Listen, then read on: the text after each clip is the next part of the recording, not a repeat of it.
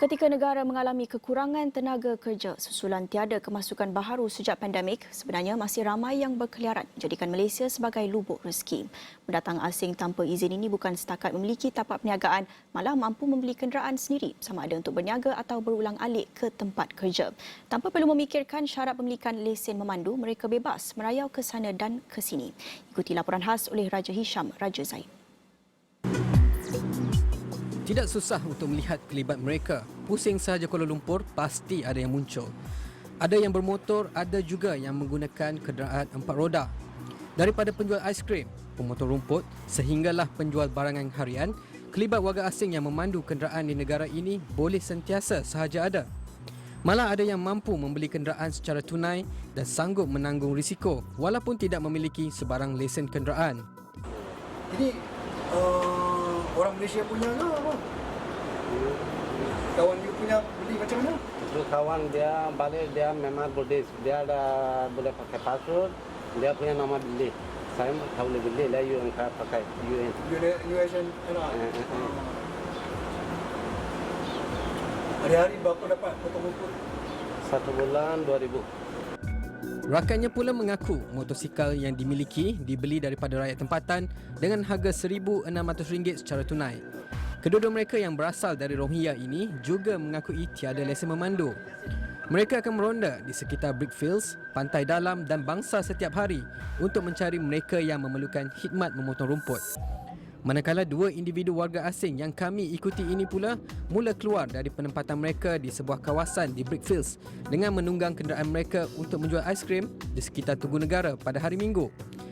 Jelas tiada apa yang membezakan mereka dengan peniaga tempatan, seakan-akan tiada kesalahan yang mereka lakukan. Apa akan jadi jika mereka ini terlibat dalam kemalangan? Apakah mereka benar-benar memahami selok-belok undang-undang jalan raya di negara ini?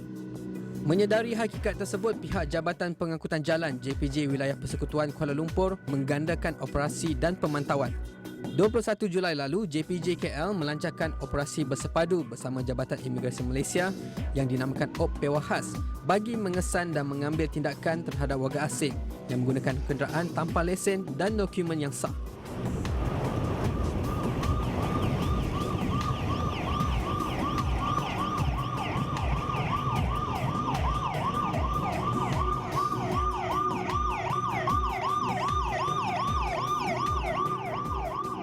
Hasilnya, 23 kenderaan yang dipandu warga asing berjaya disita dengan pelbagai kesalahan dikesan oleh pihak JPJ. JPJ mengenal pasti yang mana kebanyakan kenderaan yang dibawa oleh warga asing kebanyakannya adalah pemilik warga negara Malaysia kita sendiri. Okey, dekat sini kita boleh nampak yang mana warga negara Malaysia kita telah lebih kurang kita sewa, okey, dia memajakkan kenderaan tersebut kepada warga asing. Okey, di sini saya nak nasihatkan, saya nak meminta kerjasama daripada semua pemilik kenderaan supaya tidak membenarkan kenderaan persendirian anda dipandu, okey, dibawa oleh warga asing.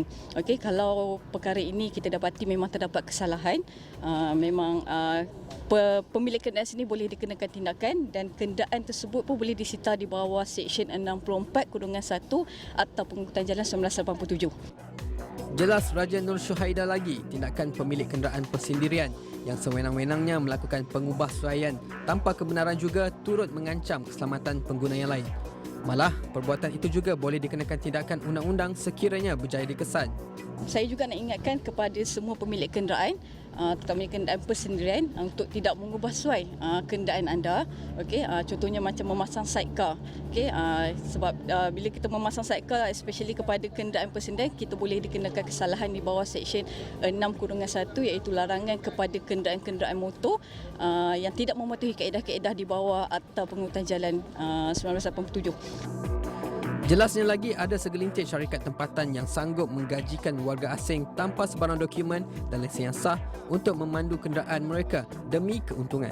Jika ia berterusan mendapat sokongan warga tempatan, isu ini sudah pastinya tidak akan ada noktahnya. Raja Hisham Raja Zaid untuk Astro Awani.